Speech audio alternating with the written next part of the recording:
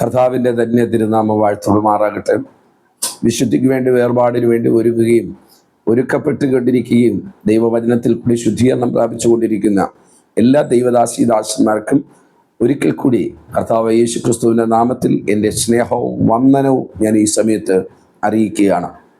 ഞാൻ നിങ്ങളുടെ മുമ്പിൽ ഒരു സന്ദേശവുമായിട്ട് ഇന്ന് രാവിലെ വരുവാൻ സർവശക്തനായ ദൈവം തന്ന നല്ല അവസരത്തിന് ഞാൻ യേശുവിന് നന്ദി പറയുന്നു, സ്തോത്രം ചെയ്യുകയാണ്. വളരെ ആത്മീയമായ കാഴ്ചപ്പാടോടുകൂടെ ഈ തിരുവചനങ്ങൾ ശ്രവിക്കുന്ന ഒത്തിരി മാതാപിതാക്കൾ ഉള്ളതിൽ ഞാൻ വളരെ സന്തോഷിക്കുന്നു. ഞാൻ അതിനെ ഓർത്ത് ദൈവത്തിന് മഹത്വം ഞാൻ നൽകുകയാണ്.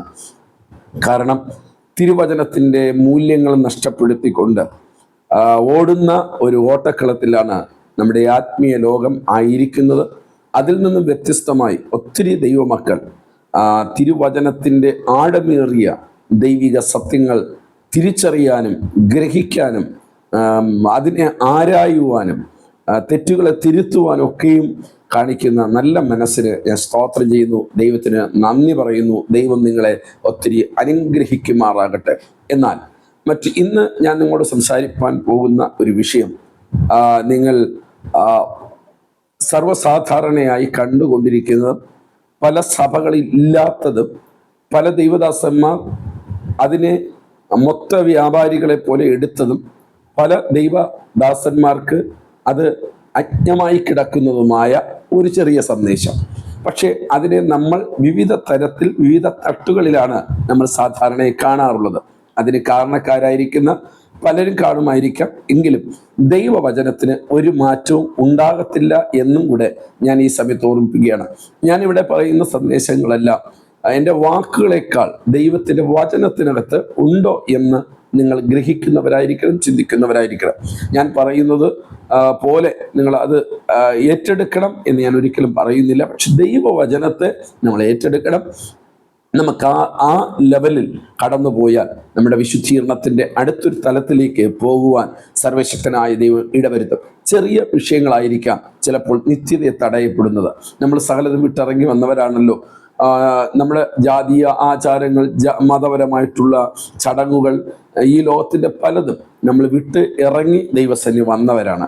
അപ്പോൾ നമ്മുടെ ലക്ഷ്യമെന്ന് പറയുന്നത് നിത്യരാജ്യത്തിലെത്തുക, കർത്താവിൻ്റെ സന്നിധിയിലെത്തുക, ആ സ്നേഹനാഥൻ്റെ പൊന്മുഖത്തെ ചുംബിക്കുക, അവനോടുകൂടെ നിത്യയുഗം വാഴുക ഇത്യാദി പദങ്ങൾ ഞാൻ പറയാൻ കാരണം ഏറ്റവും വലിയ പ്രത്യാശ നമുക്കത് മാത്രമാണുള്ളത്. ഇവിടെ ഒന്നിലും പ്രത്യാശയില്ല, മനുഷ്യരിൽ പ്രത്യാശയില്ല, ലോകരാജ്യങ്ങളിൽ പ്രത്യാശയില്ല, രാഷ്ട്രത്തിൽ പ്രത്യാശയില്ല, സഭകളിൽ പ്രത്യാശയില്ല.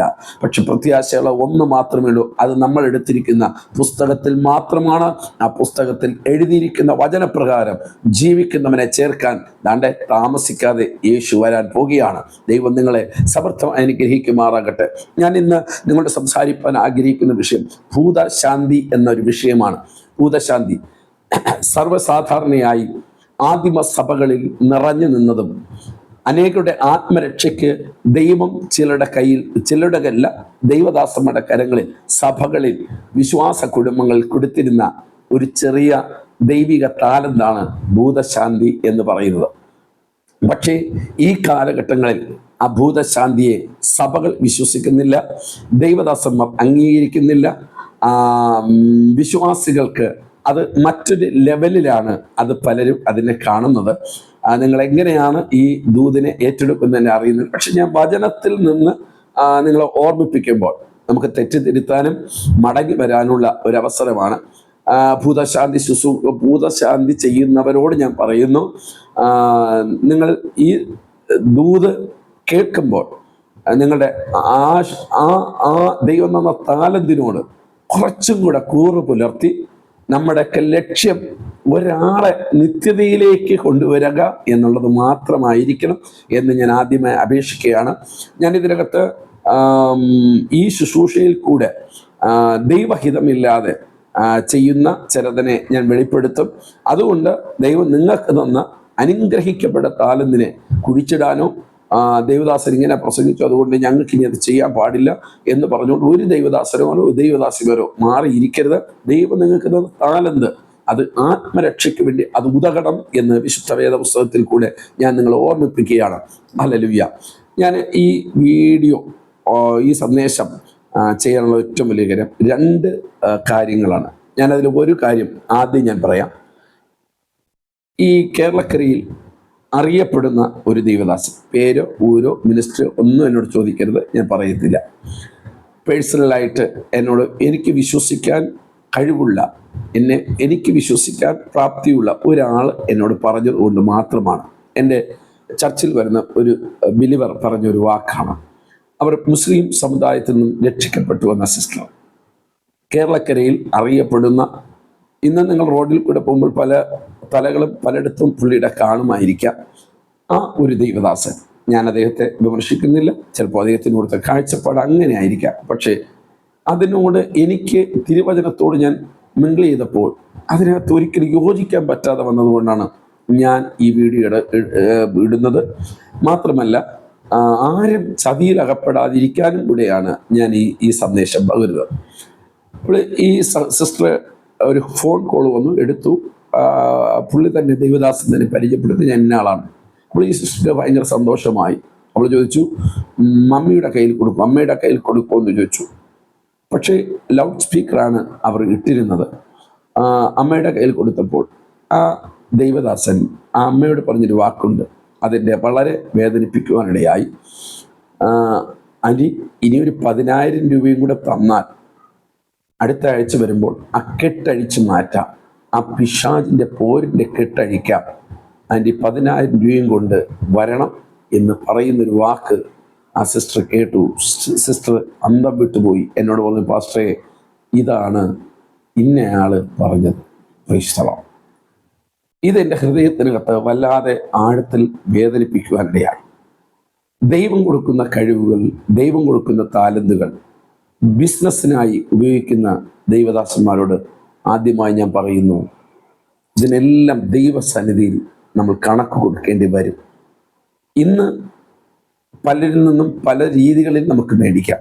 പക്ഷെ നമ്മൾ ഒരു ദിവസം ഇതിനെല്ലാം ദൈവത്തിൻ്റെ ന്യായാസനത്തിന് മുമ്പിൽ നിൽക്കുമ്പോൾ നമ്മൾ കണക്ക് എണ്ണി പറയേണ്ടി വരുമെന്നുള്ള സത്യം ഞാൻ ആദ്യമായി ഓർമ്മിപ്പിക്കുന്നു. മറ്റൊരു സംഭവം, എനിക്കറിയാവുന്ന 40-42 വർഷത്തെ ആത്മീയ പാരമ്പര്യമുള്ള, വിശുദ്ധിക്കും വേർപാടിനും വേണ്ടി ഇറങ്ങി വന്ന ഒരു ആൻറ്റി. അവരുടെ കാലൊത്തിരി മന്ദരോഗം പോലെ ആയിരിക്കുന്ന കഴിഞ്ഞ ചില മാസങ്ങൾക്ക് മുമ്പ് അവർ കർത്താവിൽ നിദ്ര പ്രാപിച്ചു. നിദ്ര പ്രാപിക്കുന്നതിന് 1 മാസത്തിനോ 2 മാസത്തിനോ മുൻപ് നടന്നൊരു സംഭവം. ഒരമ്മാമയും ഒരു അച്ചായനും കൂടെ ഒരു വീട്ടിലേക്ക് ഇവർ സൗഖ്യമാക്കും എന്ന് പറഞ്ഞ് അവർ വീട്ടിലോട്ട് വന്നു. ചർച്ചിലെ പാസ്റ്റർ അറിയാതെ ഈ അമ്മാമ അവിടെ മീറ്റിംഗ് ക്രമീകരിച്ചു. 3 ദിവസത്തെ ഫാസ്റ്റിംഗ് പ്രയർ, 2 ദിവസം ഫാസ്റ്റിംഗ് പ്രയർ, 3 ദിവസത്തെ ഫാസ്റ്റിംഗ് പ്രയർ വെച്ചു. അപ്പോൾ പറഞ്ഞു, 4 ദിക്കുകളിൽ നിന്നും പിശാച് നിങ്ങളുടെ കാലിൽ വന്നിട്ടുണ്ട്, അത് ഓരോന്ന് എടുക്കുന്നതിന് ഒത്തിരി ചിലവുണ്ട്, അമ്മാമയ്ക്ക് പറ്റുമോ എന്ന് പാസ്റ്റർ ചോദിച്ചു. ഈ അമ്മാമ പറഞ്ഞു, കുഴപ്പമില്ല പാസ്റ്റർ, എനിക്ക് സൗഖ്യം കിട്ടിയാൽ മതി, എനിക്ക് വിടുതൽ വേണം. ഈ അമ്മാമയും ഈ പാസ്റ്ററും കൂടെ ശക്തമായി ആരാധിച്ചപ്പോൾ അമ്മാമ വിളിച്ചു പറഞ്ഞു, ദാ കിഴക്ക് ഭാഗത്തു നിന്ന് മാടൻ ഇറങ്ങി വരുന്നുണ്ട്, അവനെ പിടിച്ച് കെട്ടണമെങ്കിൽ വെറുതെ പറ്റത്തില്ല, 4,000 രൂപ വെക്കാൻ പറഞ്ഞു. പാവം ഈ സ്ത്രീ ഈ കാലും എടുത്തു കൊണ്ടുവന്ന് പേഴ്സുമായിട്ട് വന്നു, 4,000 രൂപ എടുത്തു വെച്ചു. ഇതാ പിടിച്ചു കെട്ടുന്നെന്ന് പറഞ്ഞ് ഭയങ്കര ശക്തമായ 2 പേരും കൂടെ കൈയടിച്ച് ബഹളമുണ്ടാക്കി കൂകി നാട്ടുകാരെയൊക്കെ അറിയിച്ചു. അങ്ങനെ ഇരിക്കുമ്പോൾ 3,000 രൂപ ഈ മനുഷ്യൻ പോക്കറ്റിൽ വെക്കുകയും 1,000 രൂപ തിരിച്ചു കൊടുക്കുകയും ചെയ്തു. അങ്ങനെ 3 ദിവസം കൊണ്ട് അവർ 4 ദിക്കിലുള്ള പിശാചിനെ പിടിച്ചു കെട്ടി. ക്രൈസ്തവം. ഇന്നും അവരുടെ സഹോദരി ജീവനോട് ഇരിക്കുന്നു. നിങ്ങൾക്ക് ആർക്കെങ്കിലും സംശയമുണ്ടെങ്കിൽ, ഞാൻ പറഞ്ഞത് ഫോഷ്കാണ് എന്ന് തോന്നുന്നവർ ആരെങ്കിലും ഉണ്ടെങ്കിൽ, ഞാൻ നിങ്ങൾക്ക് നമ്പർ തന്നോളാം, എന്നെ വ്യക്തിപരമായി വിളിച്ചാൽ മതി. ഇതാണ് ആത്മീയ ലോകം. Price the Lord. എന്നെ ഭയങ്കരമായി ചിന്തിപ്പിച്ചത് ആദ്യത്തെ ദൈവദാസൻ പറഞ്ഞ ആൻറ്റി ചതിയിൽപ്പെട്ടതല്ല. 42 വർഷത്തെ ആത്മീയ പാരമ്പര്യമുള്ള ഈ ആൻറ്റിയുടെ ജീവിതത്തിൽ ആത്മീയ ചതി സംഭവിച്ചത് ഓർക്കുമ്പോൾ ഭയങ്കരമായ ദുഃഖം തോന്നി. അതുകൊണ്ടാണ് ഈ സന്ദേശം ദൈവജനത്തിൻ്റെ മുൻപിൽ ഞാൻ പകരുന്നത്. ഇനി യേശു ക്രിസ്തു ഈ താലന്ത് കർത്താവ് ചെയ്തിട്ടുണ്ടോ? അപ്പോസ്തലന്മാർ ചെയ്തിട്ടുണ്ടോ? ഇത് സുവിശേഷത്തിലുണ്ടോ? ലേഖനത്തിനകത്തുണ്ടോ? നമ്മൾ ഏത് ശുശ്രൂഷകളെയും തിരിച്ചറിയേണ്ടത് ഈ 4: 1 സുവിശേഷത്തിലുണ്ടാകണം, 2 അപ്പോസ്തലന്മാർ ഇത് ചെയ്യണം, 3 യേശുവിൻ്റെ ശിഷ്യന്മാർ ചെയ്യണം, യേശു ചെയ്തിരിക്കണം, അത് ആദ്യം നമ്മുടെ പിതാക്കന്മാർ ചെയ്തിരിക്കണം.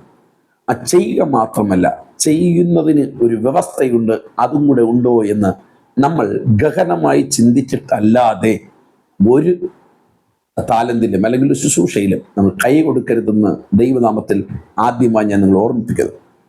അപ്പോൾ മർക്കോസ് വിശേഷം 1-ാം അധ്യായം 24 മുതൽ 25, 26 വായിക്കുമ്പോൾ യേശു അവരുടെ പള്ളിയിൽ അശുദ്ധാത്മാവുള്ള ഒരു മനുഷ്യനുണ്ടായിരുന്നു. അപ്പോൾ ഈ പള്ളിക്ക് അകത്തും ഒരു അശുദ്ധാത്മാവുള്ള മനുഷ്യൻ. ഇന്ന് നമ്മുടെ ചർച്ചകളിലൊക്കെയും ഈ സാധനം ഉണ്ട്. പക്ഷെ നമ്മൾ എത്ര ആരാധിച്ചിട്ടും അനങ്ങുന്നില്ല. അനങ്ങാത്തതിന് കാരണം അവിടെ ആത്മാവിൻ്റെ യഥാർത്ഥമായ പരിശുദ്ധാത്മാവിൻ്റെ ശക്തി വ്യാപരിച്ചാൽ മാത്രമേ ഈ സാധനം പുറത്ത് ചാടുകയുള്ളൂ. ഇല്ല എങ്കിൽ അവിടെ തന്നെ ഇരുന്ന് നമ്മുടെ കൂടെ അവർ കൈകടിക്കും, ആരാധിക്കും, അന്യഭാഷ. കഴിഞ്ഞ പ്രാവശ്യം പറഞ്ഞ അന്യഭാഷയിൽ നൃത്തം ചെയ്ത് ദൈവത്തെ സ്തുതിക്കും. നമ്മുടെ ദൈവദാസന്മാരും നമ്മുടെ വിശ്വാസികളും വളരെ വലിയ പ്രാധാന്യം കൊടുക്കും. അവർക്ക് പ്രാർത്ഥനയ്ക്ക് അവസരം കൊടുക്കും, അവർ ശുശ്രൂഷയ്ക്ക് അവസരം കൊടുക്കും, അവർക്ക് കൃപാവരങ്ങൾക്ക് ജ്വലിക്കാൻ വേണ്ടി അവസരം കൊടുക്കും. പക്ഷേ ഇത് തിരിച്ചറിയുക എന്നതാണ് ഒരു ദൈവദാസന്റെ ഏറ്റവും വലിയ കടമ. ഇല്ല എങ്കിൽ ഈ അശുദ്ധാത്മ ബാധിച്ച ഈ ശക്തി ദൈവസഭയ്ക്കകത്ത് ഇരിക്കുന്ന കാലം സഭയ്ക്കകത്ത് ഒരിക്കലും വളർച്ചയുണ്ടാകത്തില്ല, സഭയ്ക്കകത്തൊരു പ്രോഗ്രസ് വരത്തില്ല. ദൈവദാസന്റെ ശുശ്രൂഷകൾ ഓരോ ദിവസവും ഒരുക്കപ്പെട്ടു വരുന്നതിന് ഇത് തടയുവാനിടയാകും. Price the Lord. അപ്പോൾ നിങ്ങൾ മനസ്സിലാക്കണം, ഇവിടെ യേശു ആ പള്ളിയിൽ ചെന്നപ്പോൾ, വർഷങ്ങളായി ആരാധിക്കുന്ന ഒരു ചർച്ചിൽ ചെന്നപ്പോൾ മനുഷ്യനുണ്ട്. അവൻ നിലവിളിച്ച്, നസ്രനായ യേശുവേ, ഞങ്ങൾക്കും നിനക്കും തമ്മിൽ എന്താ? ഞങ്ങൾ നശിപ്പിപ്പാൻ വരുന്നോ? നീ ആർന്ന് ഞാൻ അറിയുന്നു, ദൈവത്തിൻ്റെ പരിശുദ്ധൻ തന്നെ എന്ന് പറഞ്ഞു. യേശു അതിനെ ശാസിച്ചു, മിണ്ടരുത്, അവനെ വിട്ടുപോ എന്ന് പറഞ്ഞു. അശുദ്ധാത്മാവ് അവനെ ഇഴച്ച് ഉറക്കെ നിലവിളിച്ച് അവനെ വിട്ടുപോയി. എല്ലാവരും ആശ്ചര്യപ്പെട്ടു, ഇത് എന്ത് ഒരു പുതിയ ഉപദേശം, അവൻ അധികാരത്തോടെ അശുദ്ധാത്മാവ് കൽപ്പിക്കുന്നു. കണ്ടോ, നമ്മുടെ ചർച്ചകൾക്ക് ഈ സാധനം നിറഞ്ഞിരിക്കുക. പിന്നെ കൃപയുടെ ദൈവദാസന്മാരെന്ന് വെച്ചാൽ വിവേചിക്കാൻ അറിവുള്ള ദൈവദാസന്മാരും സൈലന്റ്. മിണ്ടിപ്പോയാൽ അച്ചായൻ പോവും, അച്ചായൻ്റെ കൂടെ കുടുംബം പോവും, വിദേശ വരുമാനം നിൽക്കും, സഭയ്ക്കുള്ള വരുമാനം നിൽക്കും. മിണ്ടാതെ പോവുക ചെയ്യരുത് ദൈവദാസനെ. അശുദ്ധാത്മാവെന്ന് കണ്ടാൽ നിങ്ങളിൽ പകരുന്ന അഭിഷേകത്താൽ അനുശാസിക്കാൻ ദൈവനാമത്തിൽ ഞാൻ നിങ്ങളെ ഓർമ്മിപ്പിക്കുകയാണ്. അപ്പോൾ യേശു അത് ചെയ്തു. ലൂക്കോസ് വിശേഷം കൊണ്ട് എടുക്കാം. 10-ാം അധ്യായം 16 മുതൽ നിങ്ങൾ വായിച്ചു നോക്കണം. അവിടെ യേശു ക്രിസ്തു 70 പേർ ശുശ്രൂഷയ്ക്ക് വേണ്ടി അയക്കുകയാണ്. അവർ 70 പേർ സന്തോഷത്തോടെ മടങ്ങുന്നു. കർത്താവെ, നിന്റെ നാമത്തിൽ ഭൂതങ്ങൾ ഞങ്ങൾക്ക് കീഴടങ്ങുന്നു എന്ന് പറഞ്ഞു. അവൻ അവരോട്, സാത്താൻ മിന്നൽ പോലെ ആകാശത്ത് വീഴുന്നത് ഞാൻ കണ്ടു. പാമ്പുകളെയും തേളുകളെയും ശത്രുവിന്റെ സകല ബലത്തെയും ചവിട്ടുവാൻ ഞാൻ നിങ്ങൾക്ക് അധികാരം തരുന്നു. ഒന്നും നിങ്ങൾക്കൊരിക്കലും ദോഷം വരികയില്ല.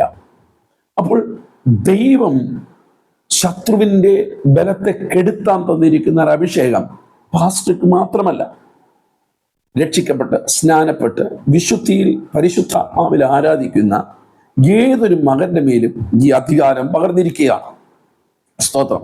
അപ്പോൾ 70 പേരായിരിക്കുന്ന കർത്താവ് തിരഞ്ഞെടുത്ത 70 പേർ ആ ശുശ്രൂഷ ചെയ്തു. ഇനി അപ്പോസ്തലപ്രവൃത്തി 16-ന്റെ മുകൾ ഭാഗം മുതൽ 16 ഒക്കെ വായിക്കുമ്പോൾ, ഞങ്ങൾ പ്രാർത്ഥനാ സ്ഥലത്ത് ചെല്ലുമ്പോൾ വെളിച്ചപ്പെടുത്തിയായി ലക്ഷണം പറഞ്ഞ് യജമാനന്മാർക്ക് വളരെ ലാഭം വരുത്തുന്ന ഒരു ബാല്യക്കാരി ഞങ്ങളെ എതിരേറ്റു. അവൾ പൗലൂസിനെയും ഞങ്ങളെയും പിന്നാലെ വന്നു. ആ മനുഷ്യൻ, അത്യുന്നതനായ ദൈവത്തിന്റെ ദാസന്മാർ, രക്ഷാമാർഗം നിങ്ങളോട് അറിയിക്കുന്നവർ എന്ന് പറഞ്ഞു. ഇങ്ങനെ അവൾ പല നാൾ ചെയ്തു പോന്നു. പൗലോസ് മുഷിഞ്ഞ് തിരിഞ്ഞു നോക്കി, അവളിലുള്ള ഭൂതത്തെ അവളെ വിട്ടുപോകുവാൻ ഞാൻ യേശുവിന്റെ നാമത്തിൽ നിന്നോട് കൽപ്പിക്കുന്നു പറഞ്ഞു. ആ നാഴികയിൽ തന്നെ അത് അവളെ വിട്ടുപോയി. അപ്പോൾ ഭൂതം ഇന്ന് പല സഭകളിലും പ്രവചിക്കുകയാണ്. എത്ര വ്യക്തമായ ആലോചനയിൽ ഇതാ പോകുന്നു അത്യുന്നതനായ ദൈവത്തിന്റെ പുത്രന്മാർ. യേശുവിനെതിരെ ഒന്നും പറഞ്ഞില്ല, അഭിഷക്തന്മാർക്കൊന്നും എതിരെ പറഞ്ഞില്ല. പക്ഷേ പരിശുദ്ധാത്മാവ് പ്രാപിച്ചവൻ അത് ഏതാത്മാവാണെന്ന് തിരിച്ചറിഞ്ഞു. സ്തോത്രം. നമ്മുടെ സഭകളിൽ വരുന്ന ഉപദേശിമാരും പ്രവാചകന്മാരും എന്തൊക്കെയോ വിളിച്ചു പറഞ്ഞിട്ടും ഒന്ന് ശാസിക്കാൻ പോലും കഴിയാത്ത സംഘടനക്കാരുണ്ട്. അതിനെ വെച്ച് പുറപ്പിക്കുക. ഞാനൊരു കാര്യം നിങ്ങളോട് പറയട്ടെ, ഇത് നിമിത്തം എത്ര ആത്മീയ കുടുംബങ്ങളാണ് തകർന്നു പോകുന്നത്. ഇനി ശ്രദ്ധിക്കണം. അപ്പോസ്തലപ്രവൃത്തി 19-13 ഞാൻ ഈ വചനം ആദ്യം പറയുന്നത് നിങ്ങൾ ഈ ഭൂതം ഒഴിവാക്കുന്ന അല്ലെങ്കിൽ പുറത്താക്കുന്ന ശുശ്രൂഷ, നമ്മളൊക്കെ പറയുന്ന ശുശ്രൂഷ അല്ലെങ്കിൽ ആ താലന്ത് ഇന്നും ദൈവദാസന്മാർക്ക് ചെയ്യുന്നുണ്ട്. അത് ചെയ്തത് തെറ്റല്ല, പക്ഷേ അത് വ്യവസ്ഥ പ്രകാരം ആണെങ്കിൽ അത് തെറ്റല്ല. പിന്നീട് നമ്മൾ പണത്തിന് വേണ്ടി ആഗ്രഹിച്ച് ചെയ്യുന്നത് ദൈവവചന പ്രകാരം തെറ്റ് എന്ന് തെളിയിക്കാൻ വേണ്ടി മാത്രമാണ് ഈ വചനങ്ങൾ പറയുന്നത്. അപ്പോസ്തലപ്രവൃത്തി 19 അതിന് 13 മുതൽ വായിക്കണം. എന്നാൽ ദേശാന്തരികളായി നടക്കുന്ന മന്ത്രവാദികളായ ചിലർ യഹൂദന്മാർ പൗലൂസ് പ്രസംഗിക്കുന്ന യേശുവിന്റെ നാമത്തിൽ ഞാൻ നിങ്ങളുടെ ആണയിടുന്നു എന്ന് പറഞ്ഞു യേശുവിന്റെ നാമം ചൊല്ലുവാൻ തുനിഞ്ഞു.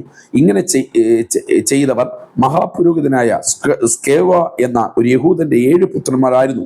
ദുരാത്മാവ് അവരോട്, യേശുവിനെ ഞാൻ അറിയുന്നു, പൗലൂസിനെ പരിചയമുണ്ട്, എന്നാൽ നിങ്ങളാർ എന്ന് ചോദിച്ചു. പിന്നെ ദുരാത്മാവ് മനുഷ്യൻ അവരുടെ മേൽ ചാടി അവരെ കീഴടക്കി ജയിക്കയാൽ അവർ നഗ്നരും മുറിവേറ്റരുമായി ആ വീട്ടിൽ നിന്ന് ഓടിപ്പോയി. കണ്ടോ? അതുകൊണ്ട് നമ്മൾ എന്ത് ചെയ്യുന്നില്ല?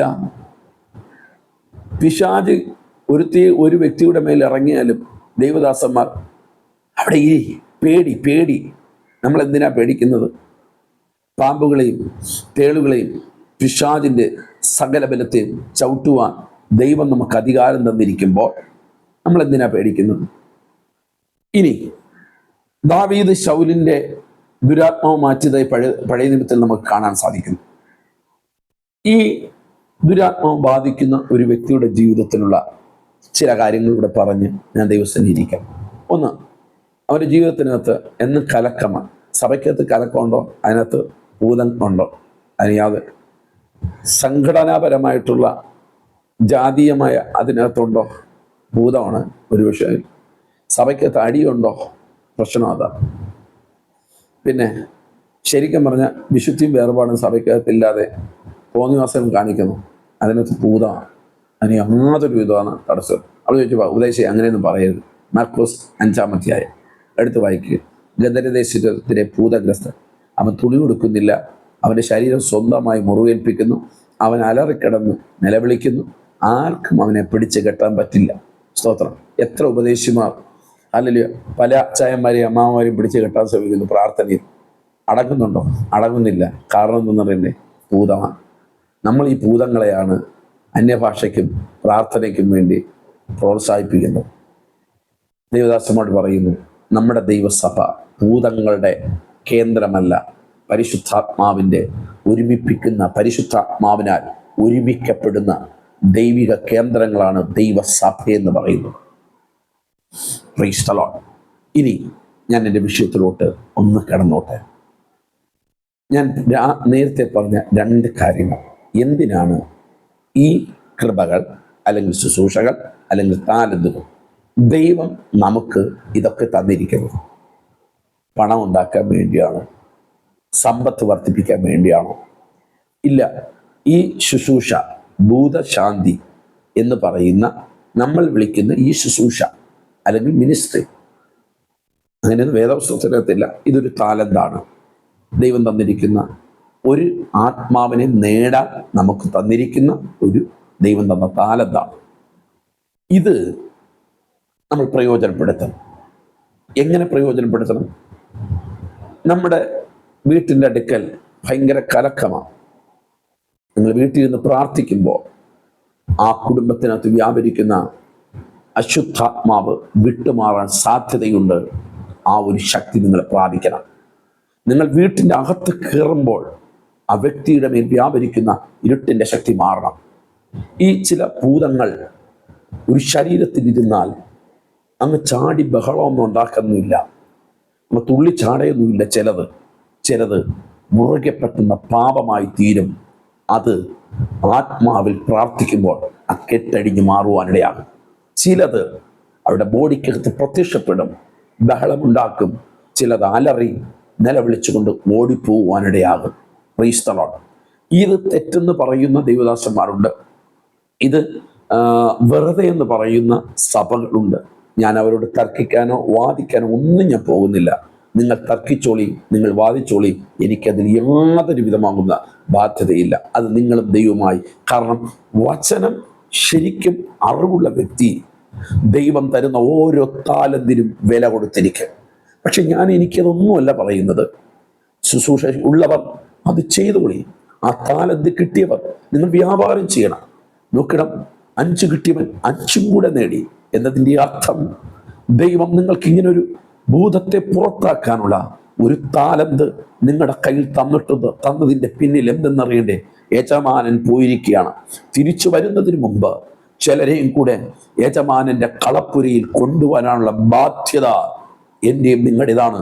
അത് ചിലപ്പോൾ നിങ്ങൾ പ്രാർത്ഥിക്കുമ്പോൾ ചില ഭൂതങ്ങൾ നിങ്ങളെ വിട്ടു പോയെന്ന് വരാം. നിങ്ങൾ പ്രാർത്ഥിക്കുമ്പോൾ ചില സ്വഭാവങ്ങൾ മാറ്റം വന്നെന്ന് വരാം. എത്രയോ വ്യഭിചാരികളുടെ ശരീരത്തിനകത്ത് വ്യഭിചാരം പ്രത്യക്ഷപ്പെടണമെന്നില്ല. അവൻ്റെ ആ ദുർസ്വഭാവം, മുറുകെ പറ്റുന്ന പാപം നിങ്ങളുടെ പ്രാർത്ഥനയുടെ നടുവിൽ അവൻ്റെ ഉള്ളിലിരിക്കുന്ന മുറുകെ പറ്റി പിടിച്ചിരിക്കുന്ന ആ വ്യഭിചാരത്തിൻ്റെ, ആ മദ്യപാനത്തിൻ്റെ, അഹങ്കാരത്തിൻ്റെ, ആ ധാർഷ്ട്യ സ്വഭാവത്തിൻ്റെ ആ ശക്തി പ്രാർത്ഥനയിൽ കൂടെ അഴിഞ്ഞു മാറുന്ന ഞാൻ കണ്ടിട്ടുണ്ട്. ചിലത് ശരീരത്തിൽ പ്രത്യക്ഷപ്പെടാം. ചില ശക്തികളുടെ പേര് പറഞ്ഞ് വന്നെന്ന് വരാം. ഹല്ലേലൂയ. അതിനെ ഇട്ട് കളിപ്പിക്കുന്ന ദൈവദാസന്മാരുണ്ട്. അതിന് വീഡിയോ കൊടുത്ത് നാട്ടിൽ പ്രചരിപ്പിക്കുന്നവരുണ്ട്. വിശുദ്ധ വേദപുസ്തകത്തിനകത്ത് ഇത് ബിസിനസ്സിനോ സഭയിൽ ആളുകൂട്ടാനുള്ളതോ അല്ല. നിങ്ങളുടെ മുമ്പിൽ വന്നിരിക്കുന്ന ഒരു പാവപ്പെട്ടവന്റെ രക്ഷയ്ക്ക് വേണ്ടി ദൈവം തന്ന താലെന്താണ്? അത് വിശ്വസ്തയോടെ ചെയ്താൽ അത് ദൈവത്താൽ നിങ്ങളും നിങ്ങളുടെ തലമുറകളും അനുഗ്രഹം പ്രാപിക്കുവാനിടയാകും. ഹല്ലേലൂയ. നോക്കുക, ഇതിന് വേണ്ടി കൊട്ടേഷൻ എടുത്തിരിക്കുന്ന ആൾക്കാരുണ്ട്. ആ വേട് ഞാൻ പറഞ്ഞല്ലോ, ക്ഷമിക്കണം. ഇതിനു വേണ്ടി കൊട്ടേഷൻ എടുത്തിരിക്കുന്ന ആൾക്കാരുണ്ട്.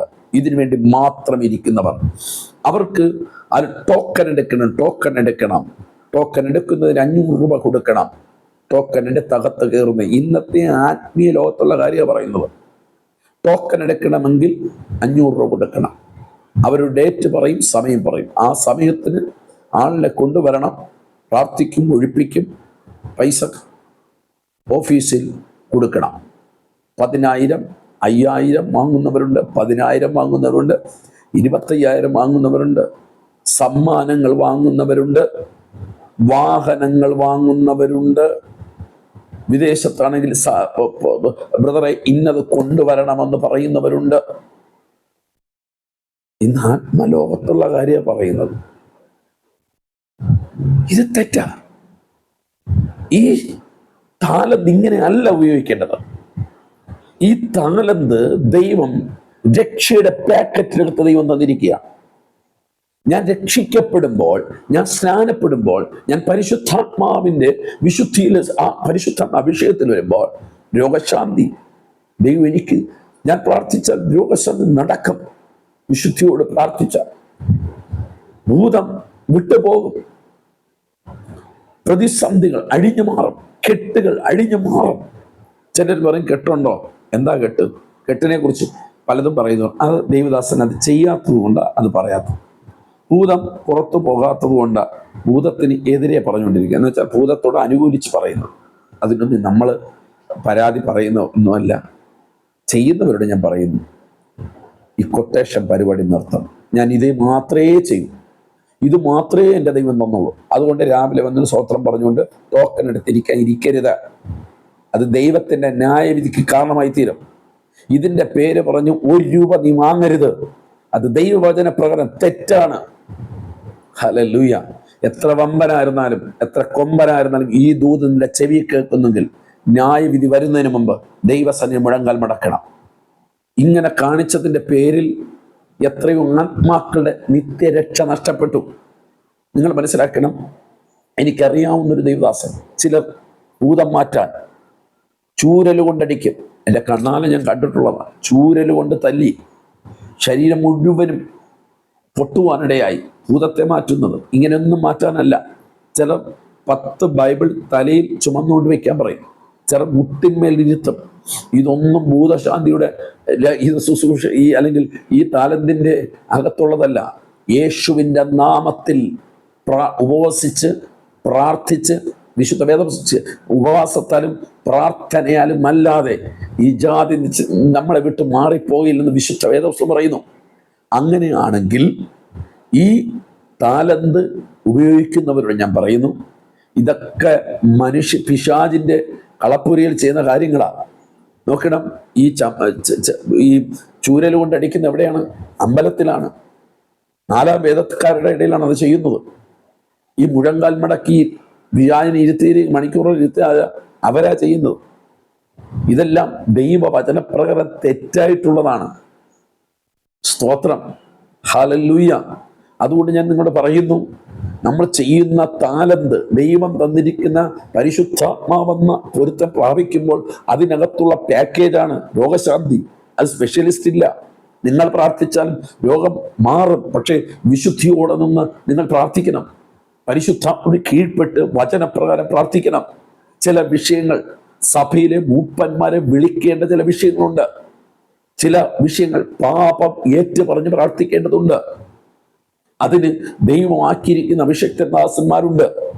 നിങ്ങൾ ദൈവദാസന്മാരെ അറിയിക്കാതെ, ദൈവദാസന്മാർ അറിയാതെ നിങ്ങൾ ഇതുപോലുള്ള തെറ്റുകളിലേക്ക് പോകരുതെന്ന് ദൈവനാമത്തിൽ ഞാൻ നിങ്ങളോട് ആഹ്വാനം ചെയ്യുകയാണ്. ഇനി നിങ്ങൾ മനസ്സിലാക്കണം, ഒരു ഭൂതം പോയാൽ അടുത്ത് 7 ഭൂതം വരാൻ കാത്തു നിൽക്കുകയാണ്. മത്തായി സുവിശേഷത്തിൽ പറയുകയാണ്. അങ്ങനെയാണെങ്കിൽ ഒരു ഭൂതം മാറ്റിയിട്ട് 10 രൂപയോ 10,000 രൂപയോ 25,000 രൂപയോ 5,000 രൂപയോ 2,000 രൂപയോ പോക്കറ്റിൽ വാങ്ങിച്ച് സ്തോത്രം പറഞ്ഞ് പോകുന്ന ഉപദേശി അടുത്ത് താങ്കൾ അങ്ങോട്ട് പോകുമ്പോൾ ഈ മനുഷ്യന് ഉപദേശവും പ്രാർത്ഥനയും ആരാധനയും ഇല്ലാതിരിക്കുമ്പോൾ ഈ പോയതിനേക്കാൾ 7 മടങ്ങ് ശക്തിയുള്ള ഭൂതമകത്ത് കയറുന്നത്. ഈ മനുഷ്യന്റെ ആദ്യത്തെ അവസ്ഥയേക്കാൾ പിന്നത്തേതിൽ ഇദ്ദേഹത്തിന്റെ അവസ്ഥ ഏതായിരിക്കും? ജീവിതത്തിൽ എപ്പോഴെങ്കിലും ബൈബിൾ എടുക്കുമോ? ജീവിതത്തിൽ എപ്പോഴെങ്കിലും ദൈവസന്നിധി വരുമോ? ദൈവസന്നിധി വരികയില്ല. നിങ്ങൾ മനസ്സിലാക്കണം, നിങ്ങൾ ആത്മാക്കളെ കൊല്ലരുത്, ആത്മാക്കളെ നശിപ്പിക്കരുതെന്ന് ദൈവദാസൻ എന്നുള്ള നിലയിൽ ആത്മാവിൽ ഞാൻ ഇന്ന് ഈ സന്ദേശം പകരുകയാണ്.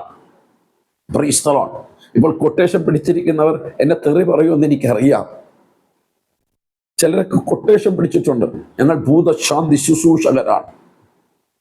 വേദപുസ്തകത്തിനകത്ത് അങ്ങനെ ഒരു വാക്ക് ഞാൻ കാണുന്നില്ല. കർത്താവിൽ അങ്ങനെ മാറ്റി മാറ്റി കൊടുക്കുന്നത് കാണുന്നില്ല. കർത്താവിൻ്റെ സന്നിധിയിൽ വരുന്ന ഏത് മകനും വിശുദ്ധിയോടെ വിശ്വാസത്തോടെ പ്രാർത്ഥിച്ചാൽ ദൈവം മറുപടി തരും. ഇനി ഭൂതം ഒഴിപ്പിക്കാൻ ക്ഷേത്രങ്ങളിൽ പോകുന്ന ദൈവമക്കളുണ്ട്, 4 വേദക്കാരുടെ ഇടയിൽ പോകുന്നവരുണ്ട്. ഞാൻ പറയട്ടെ, നിങ്ങൾ ചെയ്യുന്നത് തെറ്റാണ്. മന്ത്രവാദം ചെയ്യുന്നവരുണ്ട്. ജ്യോത്സ്യന്റെ അടുക്കൽ പോയി ഇതെന്തെന്ന് തിരിച്ചറിയുന്നവരുണ്ട്. എൻ്റെ പൊന്നു പ്രിയമുള്ളവരെ, നിങ്ങൾ ഒന്നിന് പകരം 10 ഒന്നിച്ച് നിങ്ങൾ ആ കുടുംബത്തിൽ നിങ്ങൾ കെട്ടിവെക്കുകയാണ്. ആകയാൽ ഒന്ന്, നമ്മൾ ഒരു ഭൂത ബാധിച്ച ഒരു കുടുംബം, ഭൂതം ബാധിച്ചു എന്ന് പറഞ്ഞാൽ അവൻ തുള്ളിക്കൊണ്ട് എപ്പോഴും നടക്കില്ല. അവൻ്റെ സ്വഭാവം, ചിലത് വേശ്യാവർത്തിയായി ജീവിക്കുന്ന സ്ത്രീ ആയിരിക്കാം, പുരുഷനായിരിക്കാം. ചില ദുർസ്വഭാവങ്ങൾ, വിട്ടുകളയാത്ത മദ്യപാനങ്ങൾ, ചില സ്വഭാവ ദൂഷ്യം, കോപം, ഇതൊക്കെ ഭൂതമാണെന്നേ. കലക്കം, ഭൂതം. നമ്മൾ അന്യഭാഷയൊക്കെ പറയുന്നവരാ, പരിശുദ്ധമ്മൽ ആരാധിക്കുന്നവരാ. ഇതെല്ലാം അവൻ്റെ പ്രോഡക്റ്റാണ്. ഭൂതത്തിൻ്റെ നമ്മൾ ചാടുന്നില്ലെന്നേ ഉള്ളൂ, നമ്മൾ നാക്ക് തള്ളുന്നില്ലെന്നേ ഉള്ളൂ. ചില സമയത്ത് നമ്മൾ നാക്ക് തള്ളിയൊക്കെ നിൽക്കും. ആരുടെ കൂടെ? ഭർത്താവിൻ്റെ കൂടെ, ഭാര്യയുടെ കൂടെ, ദൈവദാസന്മാരുടെ, വിശ്വാസികളോടുകൂടെ. ഞാനും നിങ്ങൾ നാക്ക് തള്ളിയൊക്കെ നിൽക്കുന്ന കണ്ടില്ലേ? അപ്പോഴും മനസ്സിലാക്കണം മറ്റേ ആളാ. പക്ഷെ നമ്മൾ പ്രാർത്ഥിക്കുമ്പോൾ അന്യഭാഷയൊക്കെ പറയുന്നെങ്കിലും നമ്മളൊരു ദൈവദാസൻ പ്രാർത്ഥന ഇളകിയില്ലെങ്കിലും നമ്മുടെ സ്വഭാവത്തിൽ രക്തത്തിൽ കലർന്നിരിക്കുക. അതെങ്ങനെ മാറ്റും? അത് ഉപവാസത്താലും പ്രാർത്ഥനയാലും അല്ലാതെ. എനിക്കൊരു സ്വഭാവ ദൂഷ്യമുണ്ടോ? ചെന്നിരുന്ന് ഉപവസിക്കണം, പ്രാർത്ഥിക്കണം. നിങ്ങളുടെ ദൈവദാസൻ പ്രാർത്ഥിക്കുമ്പോൾ, ദൈവസഭയിൽ ആരാധന നടക്കുമ്പോൾ, പാട്ടുപാടുമ്പോൾ, ദൈവവചനം പ്രസംഗിക്കുമ്പോൾ, നിങ്ങൾ പോലും അറിയാതെ ആ ദുർഭൂതം നിങ്ങളെ വിട്ടു മാറുവാനിടയാകും. ചിലർ ചിന്തിക്കുന്നത് കൈയടിച്ച് ബഹളമുണ്ടാക്കുക, അല്ലെങ്കിൽ ശരീരമൊക്കെ ഇളക്കി മറിച്ച് തുള്ളി ഇങ്ങനെ ചാടുന്നതാണ് ഭൂതം. അത് മാത്രമല്ല കേട്ടോ ഭൂതം, അത് ചിലരുടെ മേലെ ആ ഭൂതം ഇളവും. പക്ഷെ ഭൂതം പ്രോഡക്റ്റ് അകത്തിട്ടിട്ട മുഴുകിയത ഇങ്ങനെയൊക്കെ കാണിക്കുന്നത്. ചിലർ കണ്ടോ ആത്മഹത്യക്ക് വേണ്ടി കയറെടുത്തിടും, അത് ഭൂതമാ. സ്തോത്രം. ചില വിഷക്കുപ്പി എടുക്കാം, ഞാൻ ഇപ്പോഴും മരിക്കും, ഞാൻ നിനക്ക് കാണിച്ചു തരാമെന്നൊക്കെ പറഞ്ഞ് ചാടുന്നില്ലേ, അത് ഭൂതമാ. അതിന് വേറൊരു മരുന്നില്ല, ഒറ്റ മരുന്നേ ഉള്ളൂ: ഉപവാസവും പ്രാർത്ഥനയും ദൈവവചനവും. ദൈവവചനത്തിൽ ആ വ്യക്തിയെ ഉറപ്പിച്ചെടുക്കുക. അപ്പോൾ ഒരു ഭൂതം മാറിയാൽ നമ്മൾ ചെയ്യേണ്ട കാര്യം എന്താണ്? ആ വ്യക്തിയുടെ അകത്ത് ആ പിശാച് ഇരുന്നിടത്ത് ദൈവവചനം കൊണ്ട് നിറയ്ക്കണം, ഉപദേശം കൊണ്ട് നിറയ്ക്കണം, പ്രാർത്ഥന കൊണ്ട് നിറയ്ക്കണം. ഞാൻ പറയട്ടെ, ആ വ്യക്തി പൊന്നുപോലെ പുറത്തു വരുവാനിടയാകും. Price the Lord. ആകയാൽ ഈ താലന്ത് ലഭിച്ചവരോട് ഞാൻ പറയുന്നു, ഇത് ഭയങ്കര, ഞാൻ ശുശ്രൂഷക്കാരനാണ്, ഞാൻ പോകുമ്പോൾ അങ്ങ് ചെയ്തു ഇത് ചെയ്തു എന്ന് പറഞ്ഞുകൊണ്ട് നടക്കേണ്ട. ഈ ശുശ്രൂഷയുള്ള ഈ കളരി ആശാന്മാരെയൊക്കെ കണ്ടിട്ടുണ്ടോ? ചിലരൊക്കെ പുള്ളിയോട് ഉടക്കാൻ വരും, അടിക്കാൻ വരും. പുള്ളി കുറേ നേരം മിണ്ടാതിരിക്കും, സൈലന്റ്. അതങ്ങനെയാണ്. ചിലർക്ക് അറിവുള്ളവർ മിണ്ടാതിരിക്കും. നമ്മൾ നാട്ടുകാരെ ഒന്നും അറിയിക്കേണ്ട. പോസ്റ്ററിൽ നമ്മൾ അങ്ങനെ ചെയ്തെന്ന് പറയണ്ട. ക്യാമറ കാണിച്ച് നാട്ടുകാരെ അറിയിക്കേണ്ട. ദൈവം ഈ താലന്ത് തന്നത് ഒരു ആത്മാവിനെ രക്ഷയുടെ അനുഭവത്തിൽ കൊണ്ടുവരാൻ, ഒരുത്തനെ വിശുദ്ധിയിലേക്ക് കൊണ്ടുവരാൻ. ഒരുത്തനെ വിശുദ്ധിയിൽ കൊണ്ടുവന്നാൽ അവന് നിത്യത ലഭിക്കും. ആ ഒരൊറ്റ കാര്യത്തിന് വേണ്ടിയാണ് ഈ താലന്തുകളെല്ലാം ദൈവം നമുക്ക് തന്നിരിക്കുന്നത്. ചിലരുണ്ട്, ഇത് കിട്ടി, ഇതിനെ കുഴിച്ചിട്ടിരിക്കുക. അവരെന്ത് പറയും, ഇവരെന്ത് പറയും, ആ പാസ്റ്റർമാർ ചെയ്തില്ലല്ലോ, ആ വീഡിയോയിൽ അങ്ങനെ ആ ദൈവദാസൻ ഞങ്ങൾ ഈ കാര്യത്തിൽ വിമർശിച്ചല്ലോ. ഞാനിവിടെ പറയുന്ന ആരും വിമർശിക്കാനല്ല. വ്യവസ്ഥ തെറ്റരുത്. ട്രാക്ക് തെറ്റിയാൽ അവസാനം നിങ്ങൾ ചെല്ലുമ്പോൾ, കർത്താവേ, ഞാൻ നിന്റെ നാമത്തിൽ ഭൂതങ്ങളെ പുറത്താക്കി, രോഗശാന്തി നടത്തി, അത്ഭുതങ്ങൾ ചെയ്തു എന്ന് അന്നാളിൽ പലരും അവൻ്റെ അടുക്കൽ ചെന്ന് പറയും. എന്നാളിൽ അവസാനം ആ വാക്ക് യേശു, അധർമ്മം പ്രവർത്തിക്കുന്നവരെ എന്നെ വിട്ടു പോകുക. ഞാൻ ആ ട്രാക്കിൽ നിൽക്കാൻ വേണ്ടി മാത്രമാണ് പറയുന്നത്. ഞാൻ ആരുടെയും താലന്തിന് തെറ്റെന്നല്ല പറയുന്നു. പക്ഷേ ഈ പണം കൊടുത്ത് ഈ ഭൂതങ്ങളെ ഒഴിപ്പിക്കുന്നത് തെറ്റ്. സഹോദരിമാരോട് പറയുന്നു, സഹോദരന്മാരോട് പറയുന്നു, ഇത് സൗജന്യമായി തന്നതാണ്, നമ്മൾ സൗജന്യമായി ചെയ്യണം. അവർക്ക് ചിലപ്പോൾ എന്തെങ്കിലും ദൈവദാസന്മാർക്ക് കൊടുക്കാൻ കാണുമായിരിക്കും, കൊടുത്തോളിയും, കുഴപ്പമില്ല. പക്ഷെ ചോദിച്ചു മേടിക്കരുത്, അതിനു വേണ്ടി ആഗ്രഹിച്ചു പോകരുത്, അതിനു വേണ്ടി മേശയിട്ടിരിക്കരുത്. ഒരു ഡോക്ടർ എല്ലാ ദിവസവും വൈകിട്ട് തൻ്റെ മുറിക്കകത്ത്, റൂമിനകത്ത് മേശയിട്ടിരിക്കുന്ന പോലെയാ ഇന്ന് ദൈവദാസന്മാർ പലരും ഇതിനു വേണ്ടി ഇരിക്കുന്നത്. ദയവ് ചെയ്ത് അനേകരുടെ ആത്മാക്കൾ നഷ്ടപ്പെട്ടുകൊണ്ടിരിക്കുകയാണ്. ഞാൻ ദൈവദാസനോട് ചോദിക്കട്ടെ, ഈ താലന്ത് ഉപയോഗിച്ചുകൊണ്ട് ചോദിക്കട്ടെ, പണം വാങ്ങിച്ച് ചെയ്തില്ലേ? അവരിൽ എത്ര പേർ നിന്ന് നിത്യതയ്ക്കുണ്ട്? എത്ര പേർ രക്ഷിക്കപ്പെട്ടു? എത്ര പേർ സ്നാനപ്പെട്ടു? എത്ര പേർ അഭിഷേകത്തെ നിറഞ്ഞു? ഞാൻ ഒരു വാക്കും കൂടെ പറഞ്ഞ് ഞാൻ ദൈവസന്നിധി ഇരിക്കാം, നിർത്തിക്കോളാം. ഹല്ലേലൂയ. ഞങ്ങളുടെ നാട്ടിൽ ഒരു സാൽവേഷൻ ആർമിയുടെ ഒരു ഉണ്ടായിരുന്നു. നല്ലൊരു ദൈവദാസനായിരുന്നു. ആദ്യകാലങ്ങളിൽ ഈ താലന്ത് നന്നായിട്ട് ഉപയോഗിക്കുന്ന മനുഷ്യൻ. എല്ലാ ചൊവ്വാഴ്ചകളിലും ആ മനുഷ്യൻ ഈ വിവിധ ഇടങ്ങളിൽ നിന്നുള്ള ആൾക്കാർക്ക് വേണ്ടി പ്രാർത്ഥിക്കുമായിരുന്നു. എന്നാൽ കാലങ്ങൾ പിന്നിട്ട് കടന്നുപോയി. ഈ മനുഷ്യൻ പണത്തിന് വേണ്ടി പിന്നീട് ഈ ശുശ്രൂഷ അല്ലെങ്കിൽ ഈ താലന്ത് ഉപയോഗിക്കാൻ തുടങ്ങി. ഈ താലന്തിലേക്ക് ഉപയോഗിക്കാൻ തുടങ്ങി. ഈ മിനിസ്ട്രി ആ താലന്ത് പുള്ളി ചെയ്തത്, പിന്നെ പൈസ, സമ്മാനങ്ങൾ, അത് പിന്നീട് ഹിന്ദുസ്, മുസ്ലിങ്ങളൊക്കെ വന്ന് നിറയാൻ തുടങ്ങി. അദ്ദേഹത്തിൻ്റെ ആ ചെറിയ കുടില് കൊട്ടാരമായി. വലിയ വലിയ വീടുകൾ അദ്ദേഹം പണിയാൻ തുടങ്ങി. ആ വലിയ വലിയ കാറുകൾ അദ്ദേഹത്തിന് ലഭിച്ചു. പക്ഷേ സംഭവം എന്തെന്നറിയണ്ടേ? തൻ്റെ അവസാന മണിക്കൂറിൽ വളരെ ദയനീയമായൊരു പരാജയം. 2 മക്കളെല്ലാം ദൈവകൃപയിൽ നിന്ന് അകന്നുപോയി. ജീവിതത്തിലെല്ലാം പരാജയപ്പെട്ടു പോയി. ഞാൻ പറഞ്ഞതിൻ്റെ സാരം, ദൈവം തരുന്ന താലന്തിന് വിശ്വസ്തയോടുകൂടെ വിശുദ്ധിയോടുകൂടെ ഞാൻ നിങ്ങൾ ചെയ്തില്ലെങ്കിൽ അവസാനം നമ്മൾ തകർക്കപ്പെടും എന്ന് പറയാൻ വേണ്ടിയാണ് ഞാൻ ആ ഉദാഹരണം പറയാനിടയായത്. ഇത് മാത്രമല്ല, ഭൂതശാന്തിയെക്കുറിച്ച് മാത്രമല്ല, ഏത് മിനിസ്ട്രി ചെയ്താലും അത് വിശുദ്ധിയോടും കൂടെ വിശ്വസ്തയോടുകൂടെ, പണത്തിന് വേണ്ടിയല്ല. ഇതെല്ലാം ഈ പരിശുദ്ധ പാക്കേജിനകത്ത് തന്നിരിക്കുന്നത് ആത്മരക്ഷയ്ക്ക് വേണ്ടി. എന്നിൽ കൂടെ ഒരു വ്യക്തി രക്ഷിക്കപ്പെടണം. എന്നിൽ കൂടെ ഈ ഭൂതം മാറുമ്പോൾ ഒരു വ്യക്തി യേശുവിൻ്റെ വെളിച്ചത്തിലേക്ക് വരണം. അതുകൊണ്ട് യേശു പറഞ്ഞത്, ആദ്യം യേശു പറഞ്ഞു ഞാൻ ലോകത്തിൻ്റെ വെളിച്ചം. കുറച്ച് ദിവസം കഴിഞ്ഞപ്പോൾ യേശു പറഞ്ഞു നിങ്ങൾ ലോകത്തിൻ്റെ വെളിച്ചം. ആമേൻ. അങ്ങനെയാണെങ്കിൽ വെളിച്ചം ആകാൻ വേണ്ടിയാണ് ഈ താലന്തുകൾ ദൈവം തന്നിരിക്കുന്നത്. ഇതിനെ ദുർവിനിയോഗം ചെയ്യരുത്. ആരെങ്കിലും ദൈവം തന്ന ഈ താലന്തുകൾ കുഴിച്ചിട്ടിട്ടുണ്ടെങ്കിൽ ഈ സന്ദേശം കേൾക്കുമ്പോൾ ഇന്ന് ദൈവത്തോട് ഏറ്റു പറയണം, മനുഷ്യനെ നിങ്ങൾ നോക്കരുത്, ദൈവവചനം മാത്രം നോക്കണം. ചിലർ വിമർശിക്കും, ഇത് ചിലർ തെറ്റെന്ന് പറയും, ഇത് ചുമ്മാതെന്ന് പറയും, ഇത് വയറ്റിപ്പിഴപ്പനെന്ന് പറയും. യേശുവിനോട് പറഞ്ഞത് കണ്ടില്ലേ, ഇത് ഭൂതത്തെ കൊണ്ടാണ് ഭൂത കളക്കണമെന്ന് പറഞ്ഞില്ലേ? അങ്ങനെയാണ് പച്ചമരത്തോട് അങ്ങനെ ചെയ്ത് നമ്മുടെയൊക്കെ കാര്യം എങ്ങനെയായിരിക്കും? അതുകൊണ്ട് തന്ന താലന്തുകൾ കുഴിച്ചിടരുത്. ആൻറ്റി അങ്ങളെ കുഴിച്ചിടരുത്, കുഞ്ഞെ കുഴിച്ചിടരുത്, ദൈവദാസനെ കുഴിച്ചിടരുത്. സഭക്കാരെന്ത് പറയും? ഞാൻ ഈ ഒരാളുടെ തലയിൽ കയറുമ്പോൾ ഭൂതങ്ങളവിയാൽ അയ്യോ ഇനിയിപ്പോൾ എന്ത് ചെയ്യും? അങ്ങനെയൊന്നും ചിന്തിക്കണ്ട. ദൈവം തന്നിട്ടുണ്ടെങ്കിൽ ചെയ്യണം. ഇനി തരാതെ അഭിനയിക്കാനും പോകരുത്.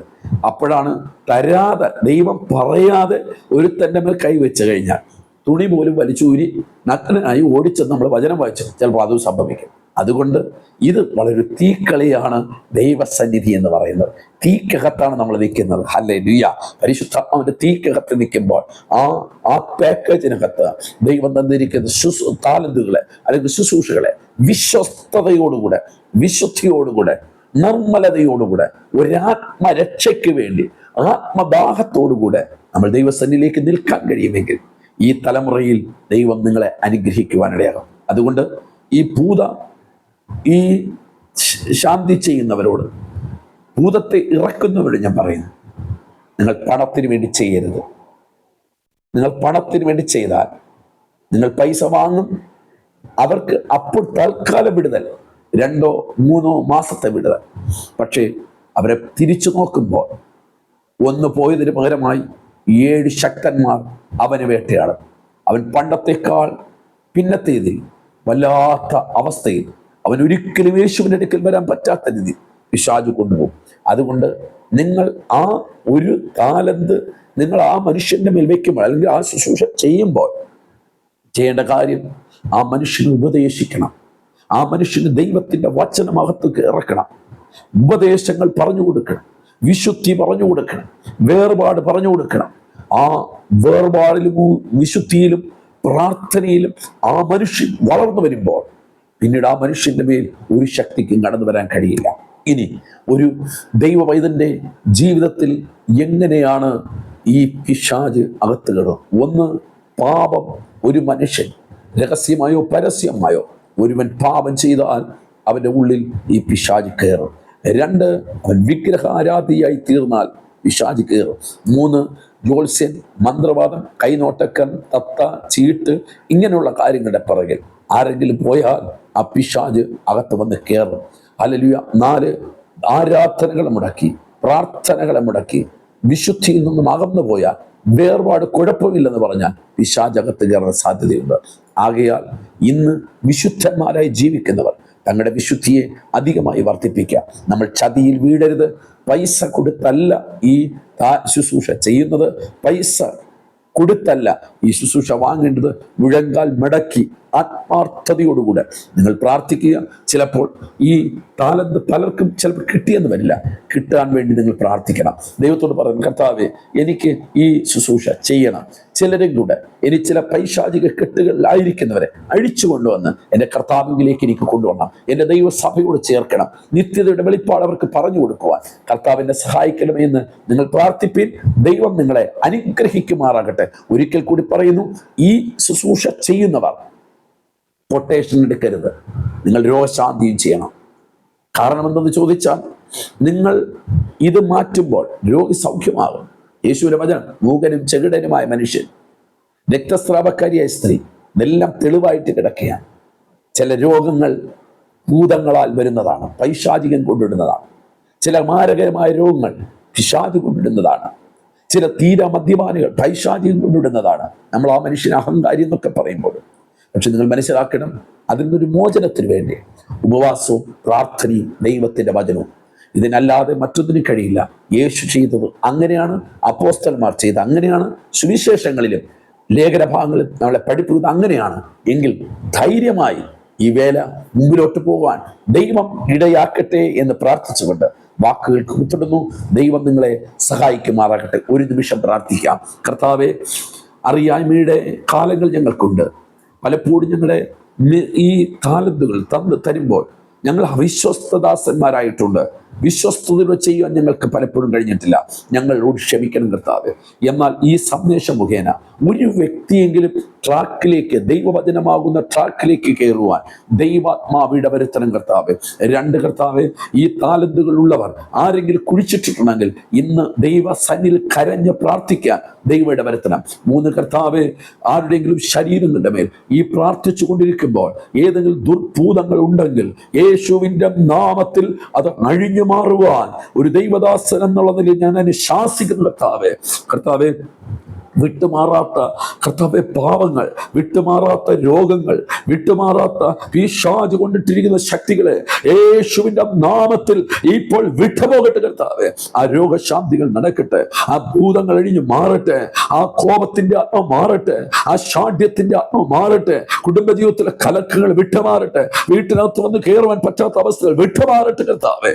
കർത്താവിലേക്ക് തിരിഞ്ഞു വരട്ടെ കർത്താവെ. ആ ഭൂതഗ്രസ്തൻ സ്വതന്ത്രമായപ്പോൾ, ഗദരദേശത്തിലെ ഭൂതഗ്രസ്തൻ സ്വതന്ത്രനായപ്പോൾ കർത്താവെ, നാട് വിട്ട് വീട്ട് വിട്ട് ഓടിയവൻ വീട്ടിലേക്ക് തിരിച്ചു ചെന്നു. അവന്റെ കുടുംബമായി ജീവിച്ചു. അവനൊരു സുവിശേഷകനായി തീർന്നു. അതേ കർത്താവെ, എന്നെ കേട്ടുകൊണ്ടിരിക്കുന്ന അനേക മക്കൾ കർത്താവിന്റെ വേലയ്ക്കുള്ളതാണ് കർത്താവെ. കർത്താവിന്റെ രാജ്യത്തെ ഉയർത്തേണ്ടവരാണ്, കുടുംബമായി സന്തോഷത്തോടെ ജീവിക്കേണ്ടവരാണ്. പക്ഷെ കഴിയാതവണ്ണം പിശാച് കർത്താവെ അവരുടെ അകത്ത് വ്യാപരിക്കുന്ന ചില വ്യാപാരങ്ങളെ യേശുവിന്റെ നാമത്തിൽ ശാസിക്കുന്ന കർത്താവെ ഇപ്പോൾ സംഭവിക്കട്ടെ. കൃപ കൊണ്ട് നിറയ്ക്കണം യേശു ക്രിസ്തുവിൻ നാമത്തിൽ തന്നെ. ആമേൻ, ആമേൻ, ആമേൻ. എൻ്റെ പ്രിയമുള്ളവരെ, ചില അനുഭവങ്ങൾ ഞാൻ പറഞ്ഞത് ആരെയും വേദനിപ്പിക്കാനോ മുറപ്പെടുത്തുവാനല്ല, ആരെയും വിധിക്കുവാൻ ഞാൻ ആരുമല്ല. നമ്മൾ ഓരോ ദിവസവും ക്രിസ്തുവിൽ വളരുക, വളരുക, വളരുക. കർത്താവിൻ്റെ വരവടുത്തു, നിത്യത നഷ്ടപ്പെടും. ഇതൊക്കെ കാണുമ്പോൾ വളരെ വേദനകൾ പലപ്പോഴും വരുന്നത് കൊണ്ട് മാത്രമാണ് ഈ സന്ദേശത്തിൽ കൂടെ ഞാൻ പറയുന്നു. ചിലരൊക്കെ കമന്റ് ബോക്സിൽ എഴുതി, ഇത് പൊതുവിൽ പറഞ്ഞ നാട്ടുകാർ കേൾക്കില്ലേ, പ്രിയമുള്ളവരെ, കൺവെൻഷൻ സ്റ്റേജ് ഇത് പറയുന്നില്ല, നമ്മുടെ ഉപവാസ പ്രാർത്ഥനകൾ പറയുന്നില്ല, നമ്മുടെ പാസ്റ്റർമാർ പറയുന്നില്ല, പിന്നെ ആരാ പറയേണ്ടത്? ഏതാ വേദിയുള്ളത്? ഇത് മാത്രമേ എനിക്ക് ഈ ഒരു വേദി ലഭിച്ചുള്ളൂ. അതുകൊണ്ട് മാത്രമാണ് നമുക്ക് ഒരുമിച്ച് ഈ പ്രവർത്തനങ്ങൾ കൈകൊടുക്കാം. നിങ്ങൾക്കിത് പ്രയോജനപ്പെട്ടിട്ടുണ്ടെങ്കിൽ നിങ്ങൾ മറ്റുള്ളവർക്ക് ഇത് ഷെയർ ചെയ്യണം. നിങ്ങളുടെ വാട്സപ്പ് ഗ്രൂപ്പുകൾ, അതോടൊപ്പം തന്നെ ചർച്ച് വാട്സപ്പ് ഗ്രൂപ്പുകൾ, ആത്മീയ ഗ്രൂപ്പുകളിലൊക്കെയും നിങ്ങൾ ഇതിനെ ഷെയർ ചെയ്യുക.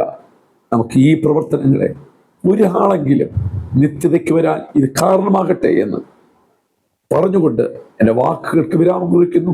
ദൈവം നമ്മളെല്ലാവരെയും സഹായിക്കുമാറാകട്ടെ. ആമേൻ, ആമേൻ.